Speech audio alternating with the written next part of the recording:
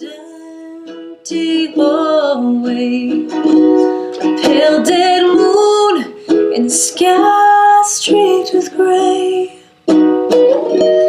Human kindness is overflowing, and I think it's gonna rain today. Welcome to a very special episode of Culture in Maine. As usual, I am your fearless host, Carla Christopher.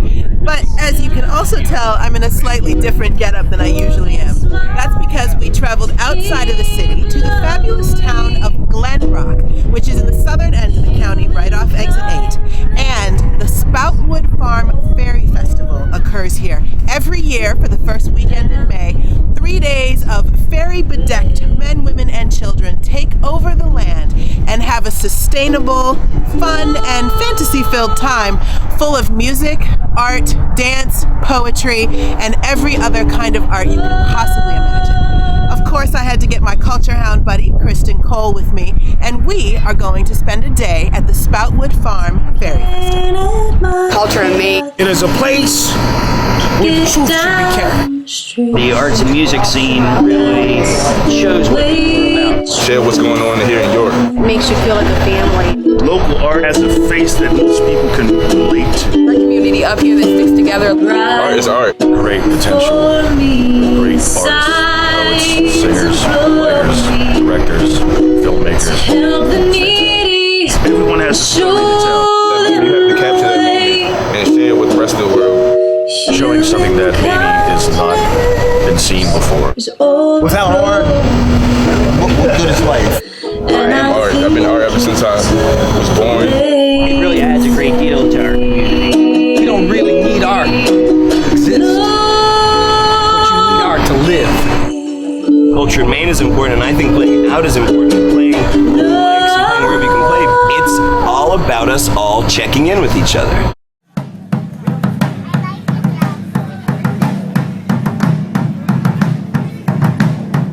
Our first stop, the dark fairy realm.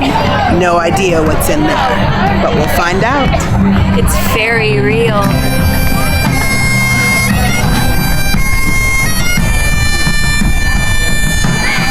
That's the fairy too. I think fairies are smaller than we are. What do you think? I think the fairies might be smaller. Or do we go down to our fairy sizes? I think that's how you know if you believe enough. If you believe enough, then that's when you are little enough. That's like Tinkerbell. That's like Peter Pan. That is so awesome. If you just clap in the fairy. I believe. Okay. I don't know if dark fairies do that though. Oh, probably not. I know. The Goblin Throne. Do you dare sit in the Goblin Throne? It's not quite the Game of Thrones, but almost. Almost.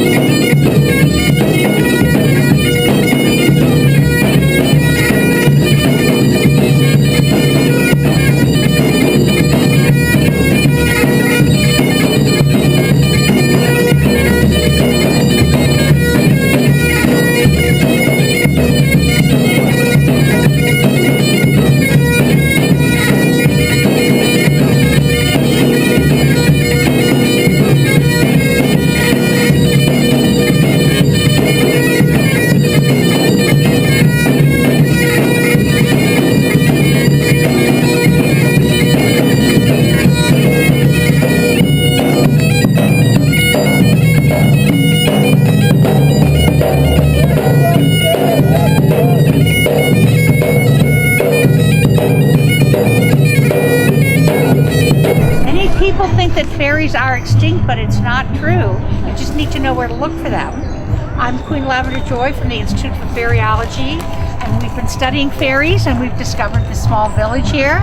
And just like the butterflies migrate and the hummingbirds migrate, we believe that the fairies migrate every year. They return around this time, so we want to have the habitats ready for them. Just like you'd have a bird house or a bird feeder, we have our fairy houses, some of which are built by fairies, some by human beings. And we invite you to build a house while you're here.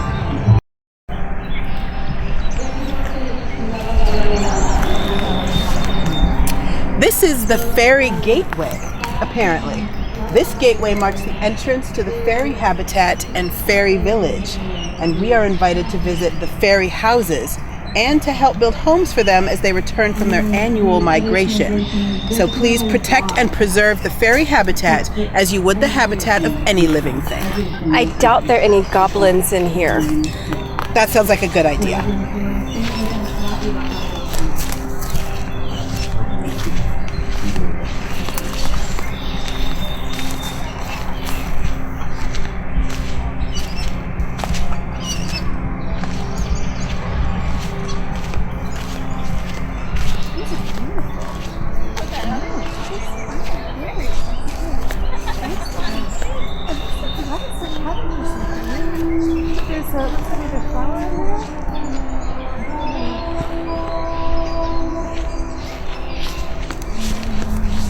I think this is a fairy something.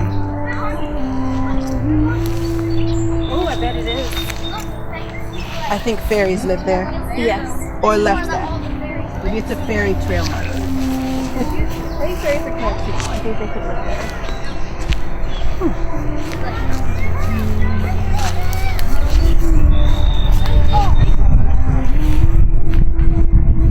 Hummingbirds and fairies migrate at the same time. Who knew? I know.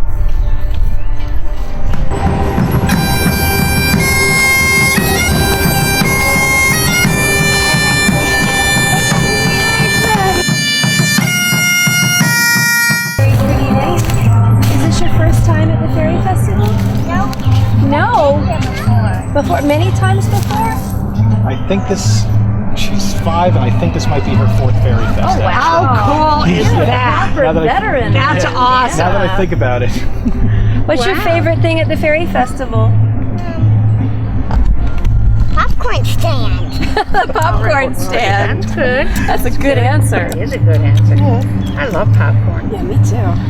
Although, what did we just build, honey? Fairy house. Can I see the one that you built? Is that okay? Because I like to see the houses when people build them. Sure. Can you show me where it is? Uh-huh. What, can we do it now, or did you want to spend some more time looking at that one? What do you think? Can I see where your house is? Where is it? It's in a hollow wall. Can I look at it? Is it okay with you? Can you just show me where it is? Because I don't know where it is. Show her where it is. Thank you. Because I like to, one of the things I like to do is, encourage people to build houses, and then I like to go look at their houses. Because people have really cool ideas about how to build houses. Ainsley, this is beautiful. I used some bits of wood and a leaf for floor covering. Yes. You don't get their floor doors. And I like it that you put a roof on it, because some houses don't have roofs, and if it rains, and I like the way the pine cone is holding the roof up. It's very sturdy. Lovely. Yeah, it's really well made. It's still very dainty. Good job, Ainsley. Thanks.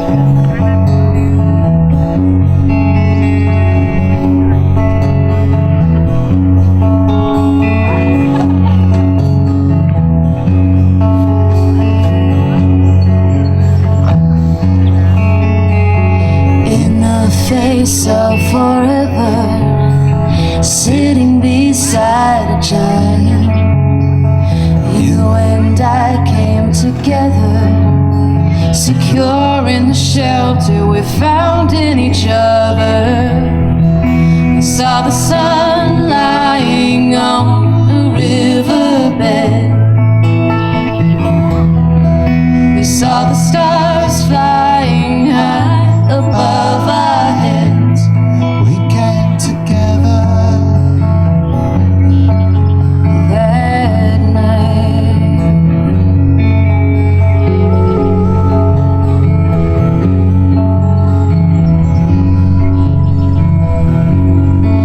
We saw the sunset from Sunrise Mountain. Close secrets were exposed, and we flowed as if from a fountain, and we drank of that water, just taking it all in. We saw the sun lying on the riverbed. We saw the stars flying high above our heads. We came together that night. I will remember that night.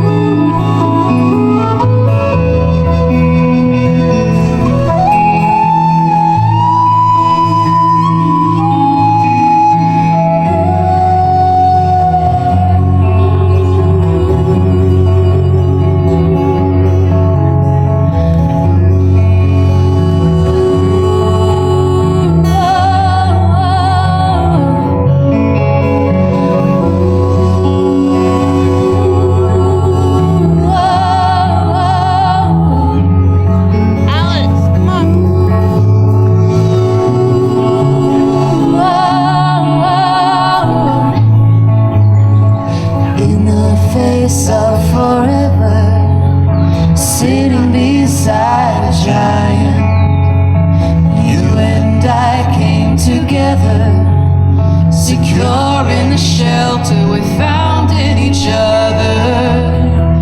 We saw the sun lying on the riverbed. We saw the stars flying high above our heads. We came together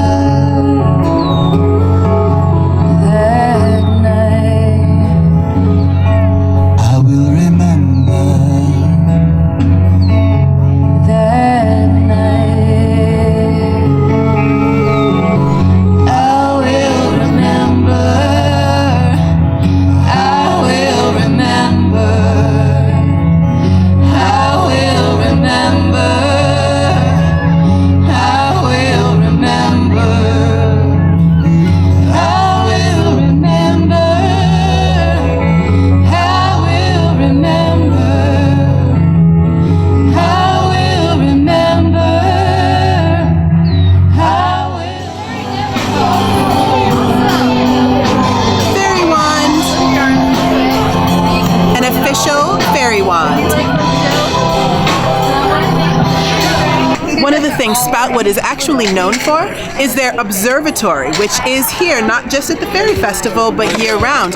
You can join and look at their state-of-the-art telescope and check out the state not just of the world, but of the worlds beyond.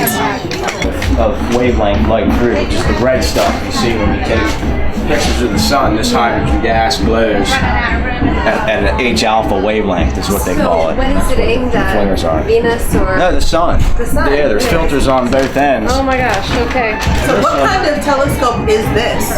This is called a refractor. It's secret. You see the top telescope? It's just a lens in the front end, and it has a smaller lens in the back. And most of this is just this little fancy rig connected to the filter up front, right? And it takes the light through the top, kind of bends it down to a point, and then the other lens amplifies it so your eye can, makes it. That's why it's flipped. You see the guy's pupil. It's kind of double. So the back end rig we won't get into in detail, but I would say it attenuates the light that this filter takes out. This other rig is a much simpler system. It simply blocks the light and does not allow all but 1 in 100,000 parts to get through. You don't So need that's what anything makes on it this safe end. to look at the sun. Yeah, Yes. You don't need anything on this end except the regular eye base. This piece here in the hydrogen alpha setup, quite expensive. And that's $150. That's probably $900. That little if you scratch that, You're done. See this? You can hold up. Would have been around. And you can just look through it. Try not to touch the glass, okay? But just hold it right up to the sun and look through it. Oh wow. Yeah, and it won't hurt your eye at all. Believe me. I want to see. And it got knocked. It got blocked, and that's why the telescope has The sun just becomes this golden disc. Yeah, they were like -3, -6 up here, outside out here, and to the point where the mount started almost failing. Like it was almost too cold for it to stay lubricated and moving. It was starting to get everything was getting a little touchy, especially the front end. Couldn't focus anything because the gears were freezing shut. So how long has the observatory been here? In one incarnation or another, I believe since '94. Wow. Yeah. And how long have you been in charge of it? Well, I've been responsible for it, I guess, since 2010. Okay. I first learned about it in 2008, and I worked here as the handyman. And my sister was a founding vendor at the festival, right? So I've known, and my mother used to take wreath making classes here in the '80s, so she knew Rob and Lucy. Let's see, we'll put this on first. She knew Rob and Lucy going back way before there was a festival, and so it was kind of a natural fit. I'd gone to school. I have a degree at Penn State in astrophysics. We love Penn State. Thank you. And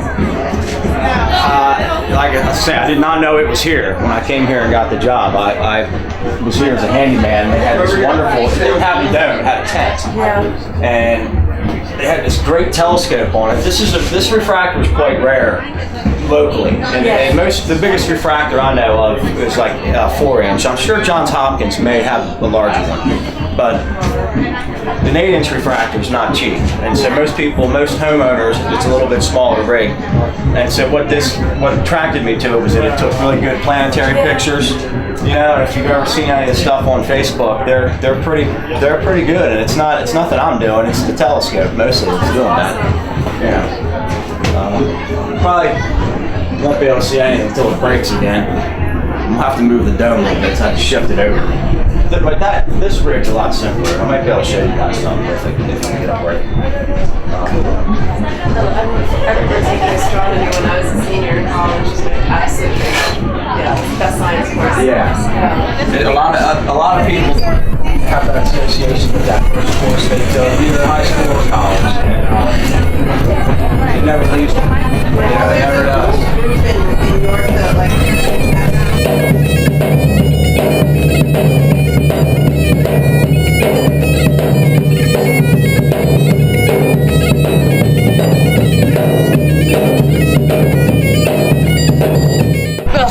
And soon he found himself in a field, and in that field was a horse. And the carrot looked at the horse. And the horse looked at the carrot. And the carrot looked at the horse, and the horse said, I am not a crook. No, that's a different story. I mix those guys up all the time. And the horse said, I'm gonna eat you, carrot. And the carrot said, why are you going to eat me, horse? Because I'm a horse, that's what I do. No, said the carrot, you cannot eat me, for I am no ordinary carrot. Get your fingers ready. I am an extraordinary carrot. And someday I'll be more than just a carrot. Well, at this, the horse began to laugh. Can you laugh like a horse? Nice. We had a herd. That was amazing. I want to hear everybody all at the same time, laughing like a horse. One, two, three. That was amazing. Well, the horse laughed so hard, the carrot was able to escape. Whew! Well, said the carrot, this is not the place for me, and continued on his way. And as he walked, the grass got smaller and smaller. Like those little bean sprouts you got stuck in your teeth. I don't like them at all. And the path got wider and wider. Like my backside, because I do not eat these things. And he followed the path up to a castle. He knocked on the castle door. And the doorman answered. And the doorman looked at the carrot. And the carrot looked at the doorman. And the doorman looked at the carrot. And the doorman said, "You would make an excellent dinner for the prince."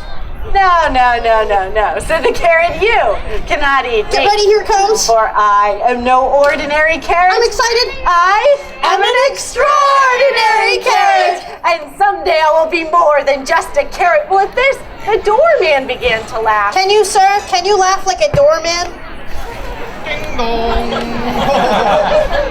Hi, my name is Meg Hamilton, and I'm the program director at Spoutwood Farm. Spoutwood Farm Center is a nonprofit organization that is all about teaching sustainable living and compassionate living with the land and all living things on it.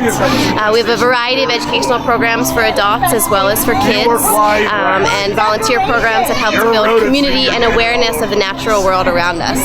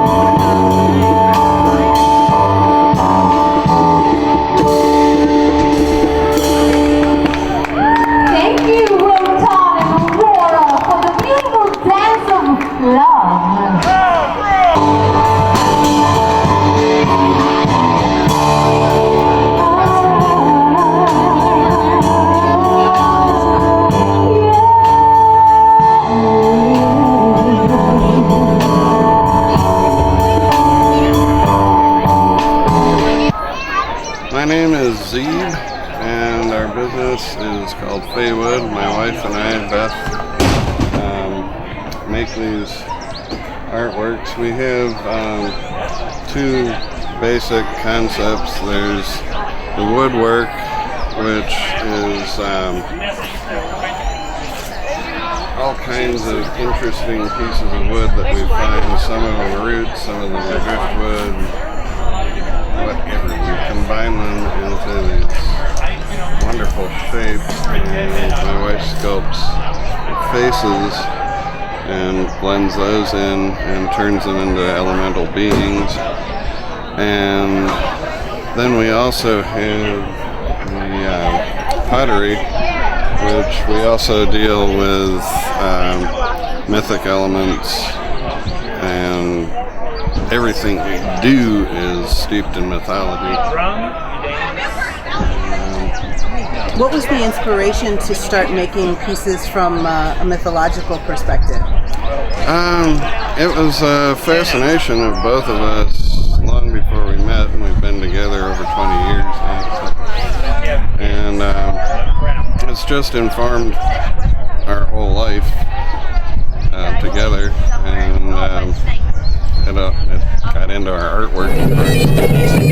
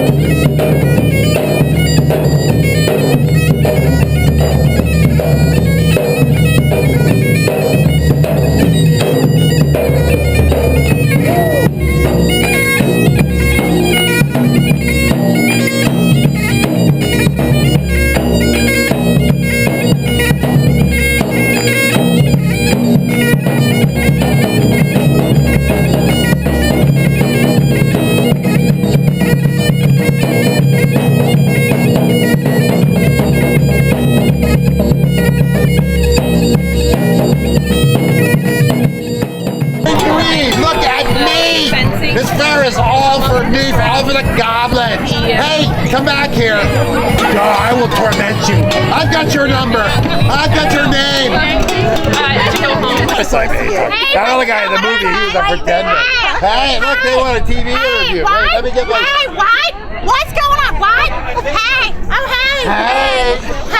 Hey. I'm trying to find out. I'm coming to say hi. I'm coming to say hi. I'm coming to say hi. I don't know who he looks like. Is this thing on? I have no idea. Hello?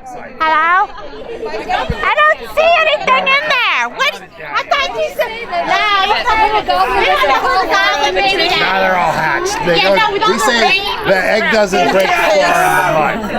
With all the rain, you know, it was, you can't help but get a couple goblins out of that mud. So we have 3 rules as goblins. Oh, yeah, we have the rules, the goblin rules. What are the Rule first? number 1 is for the... Berries. Our friends. Our food, Berries not and friends. friends. No, friends. Food. Berries and friends. No, we talked about this, Azog. Friends. Okay, let's try that one again. Berries are friends, not food. Yeah, that's rule number 1. Rule number 1. Number 2. Rule number 2 is don't eat the babies.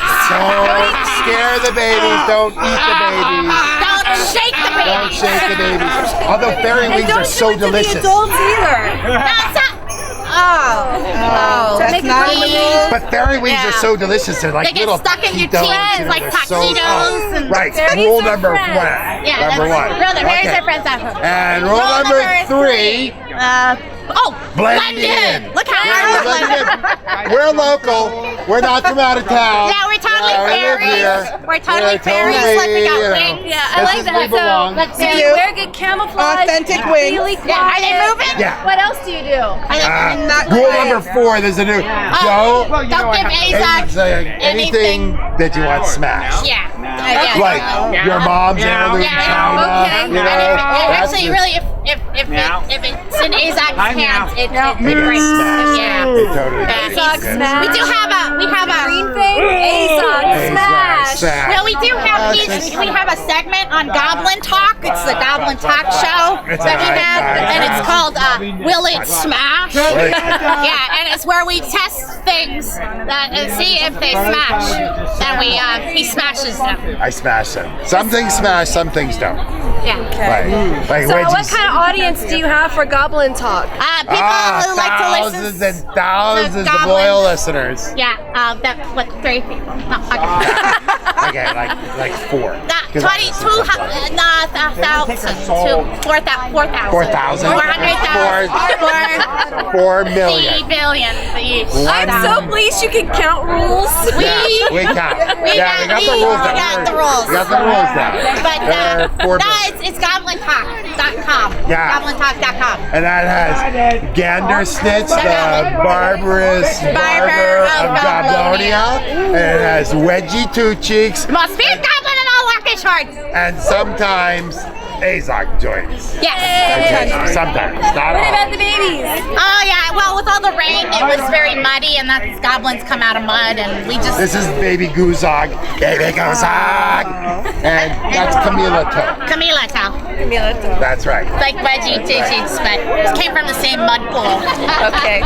It's like a gene pool, but made of mud. Mud pool. Right, exactly. I fell asleep. We have the same mud pool. Yeah. Well, I'm glad that even though we can't give Azog anything, Azog can give us an interview, and so can Wedgie. Remember? No, hey, look. Here's Gatherstick. Come on in. They're doing a show. They're doing a show. Come on.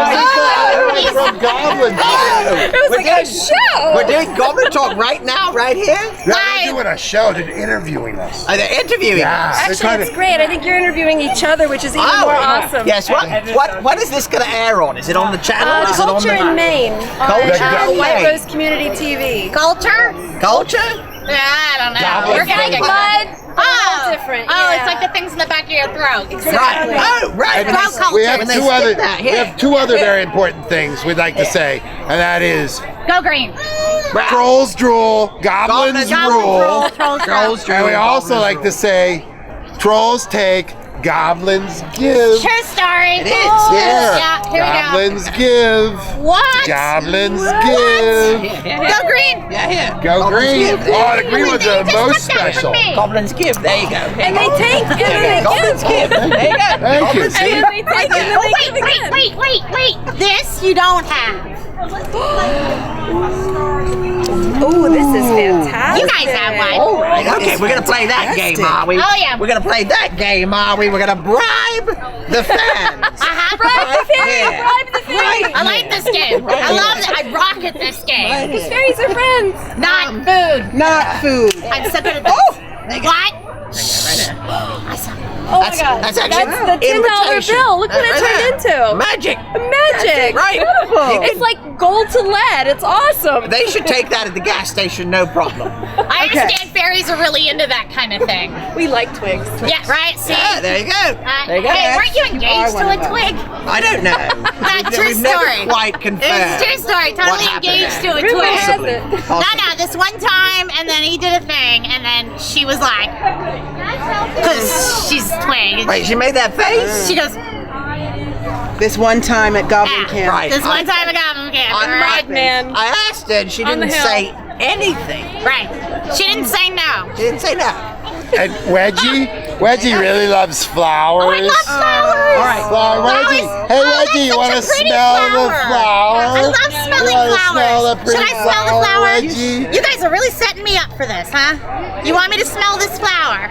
Okay, I'll smell. I'm getting a mixed review here, so take your Okay, chances. I'm gonna close my eyes and smell the flower now. Smell the flower. Okay.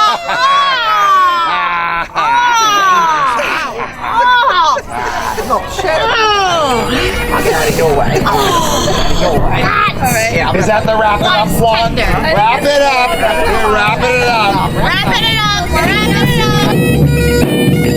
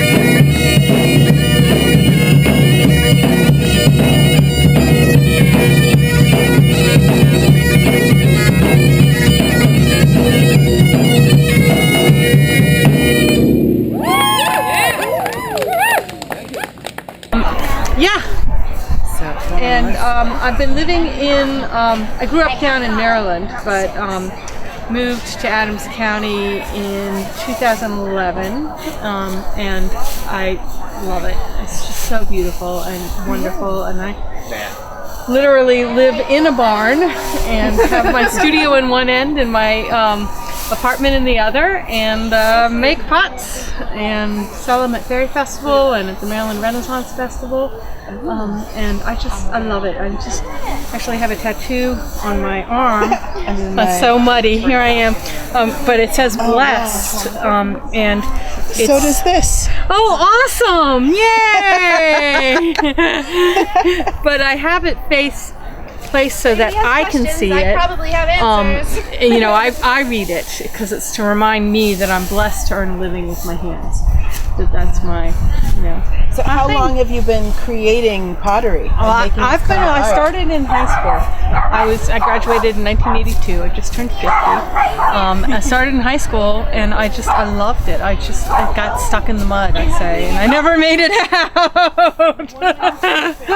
But you know, I was hanging out at the Maryland Renaissance Festival way back in the day, and I was like, I love this, but I have no talents in terms of like singing or acting, and my family ran a restaurant, and I was like, I'm not doing food service, so I need to have a craft. And around that time, I just started taking pottery classes, and I was like, I am gonna figure this out. I love it.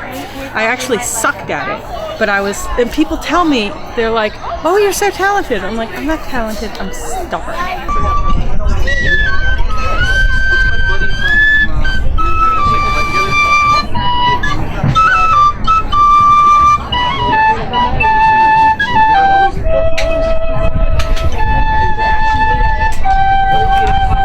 They were so beat up and destroyed.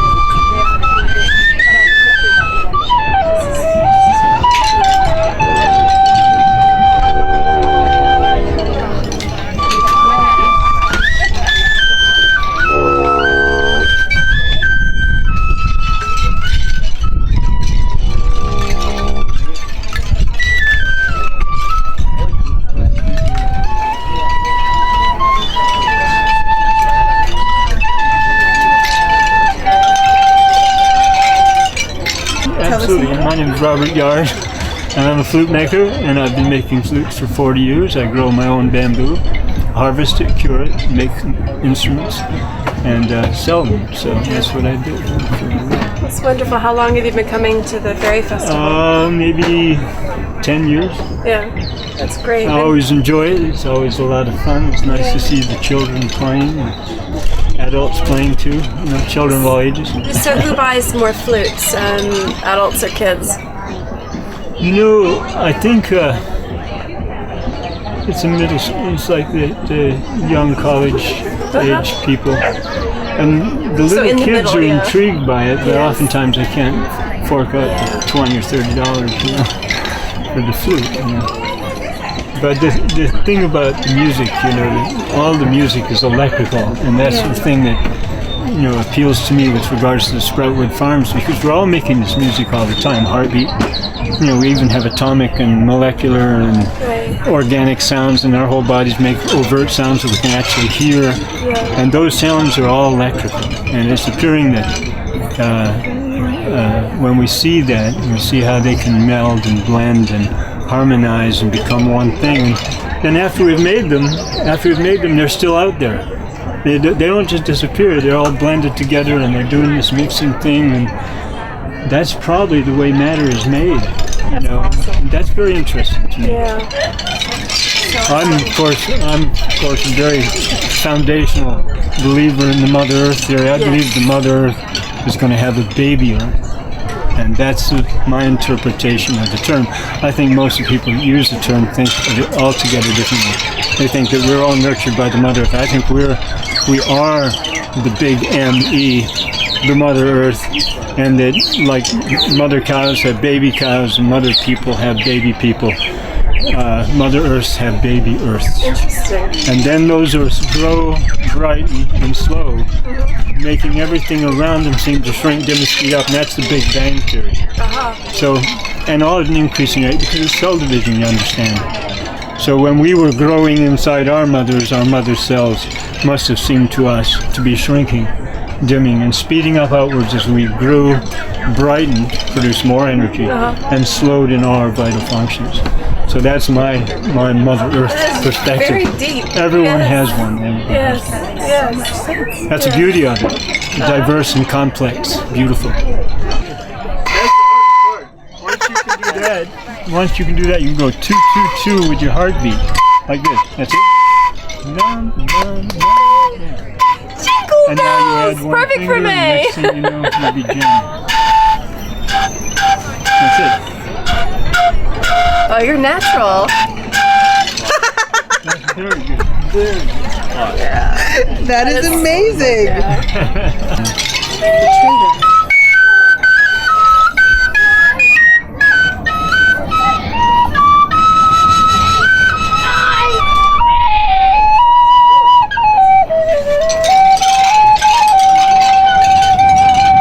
So they're sweet and easy and comfortable.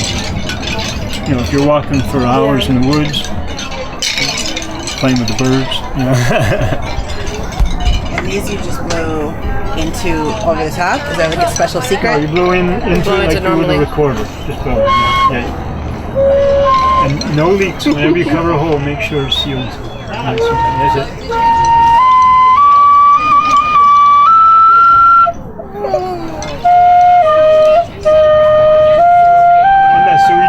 Sound because that's built to make the sound.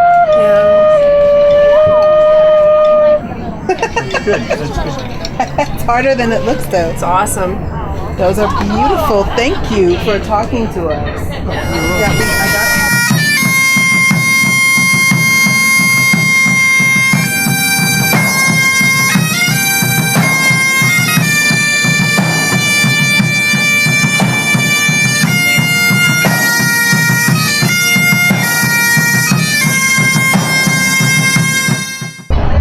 I just found hiding in the fairy grove underneath the trees here one of our former guests who is actually, aside from being a fabulous musician and poet, the poet laureate of Hanover. She's also an accomplished harpist and has been a part of the Fairy Festival for several years. So hopefully next year there'll be poetry here. Jo Diodato.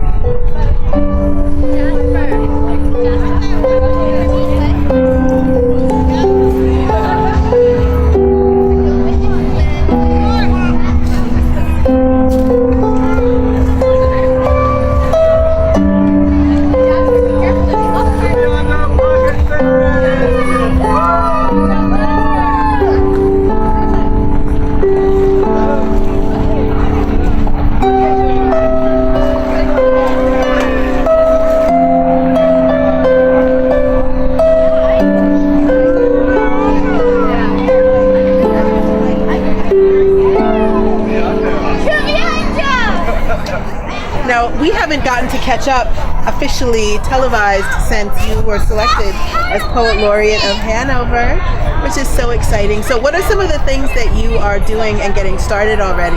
Because I know you hit the ground running. Oh yeah, it is exciting. I was just appointed as Poet Laureate of Hanover, and very next thing, of course, was National Poetry Month. So I wanted to celebrate that and sponsored a teen poetry contest, which we just gave the awards for at the very end of April. And that was a great success. And my next venture is going to hopefully be doing haiku in the street, which I'm looking to have a workshop, and then we're going to spread haiku through the community. I love it. And now you just got a website launched. Yes, I have a website. It's joannediodato.com, and I have postings there about poetry and writing and music and art. And it's just going to be all the things that I'm interested in culturally and things that look like a lot of fun. So in terms of getting poetry out into the city and the county where you actually live, how do you feel like the response is? I mean, is it fertile ground? Are people excited about poetry already? Or is there some convincing that you have to do? Well, I think there's always some convincing that you have to do. I know a lot of the several of the former Poets Laureate worked exclusively with students, and one of the things I want to do is get poetry out to older people. So I want to sponsor workshops instead of readings, because a lot of times readings are poets reading poetry to other poets, and I want to try and do things that involve everybody in the community more than just all us poetically inclined people. So what do you think the benefit is for people that are non-poets or people that are not already loving poetry to get them to start writing poetry? What's the potential benefit in that for them? Oh, well, poetry and music and art are what we live for, really. And I truly, truly believe that that's true. You have your job, you take care of your body, and you eat all the right things, and you exercise and all those things, but you have to have something that nourishes your soul. And I think that's what poetry and other cultural things do for us, is they nourish our souls.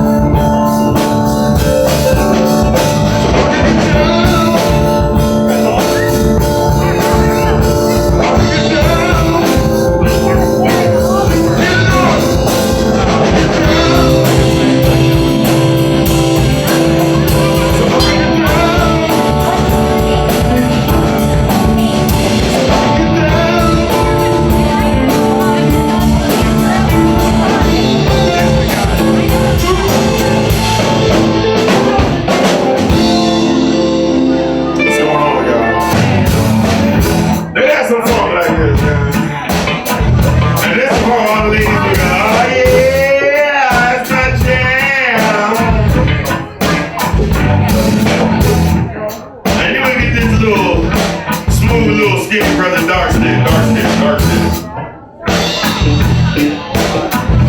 He said something like that. Some things I'm trying to get through to you, baby. Some words I can't explain. The way you're shaking the hips, my baby, makes me wanna go insane. Girl, just swallow your pride.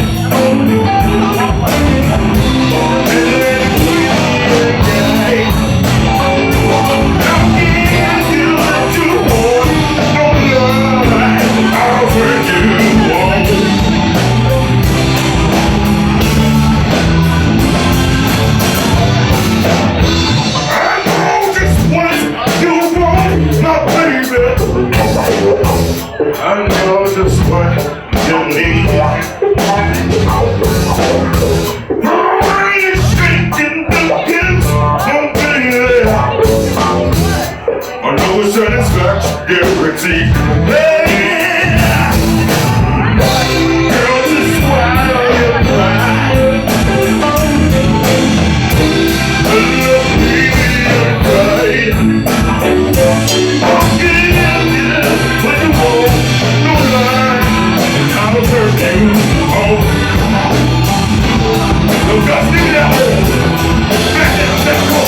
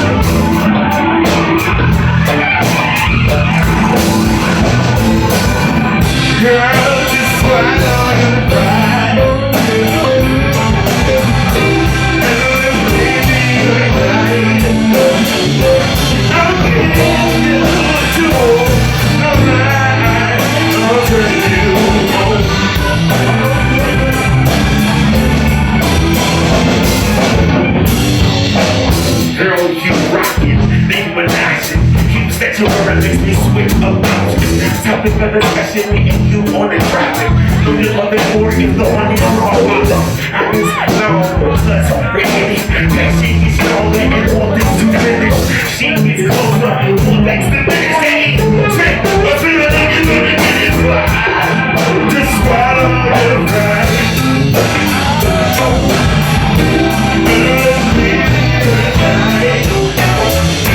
Don't give up what you want.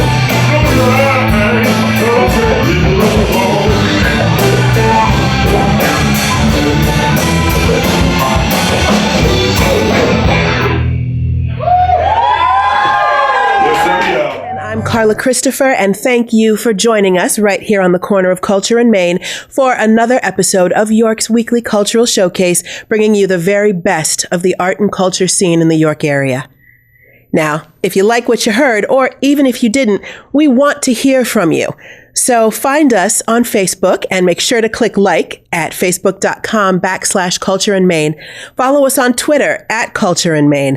Email us at cultureinmaine@gmail.com. Or to find all things Culture in Maine, check out our website, wrct.tv. Go to Channel 18, Show Profiles, and pick Culture in Maine. We want to also thank the artists who contributed to our set. We want to thank Kacker and Case for Change for donating the guitar. And we want to thank, of course, the fabulous artist Lovey Reinhold Price. Find her under The Glass Vidalia on Facebook or by emailing theglassvidalia@gmail.com. And John Stump of jsphotographyfinearts.com. You can also look up JS Photography Fine Arts on Facebook as well.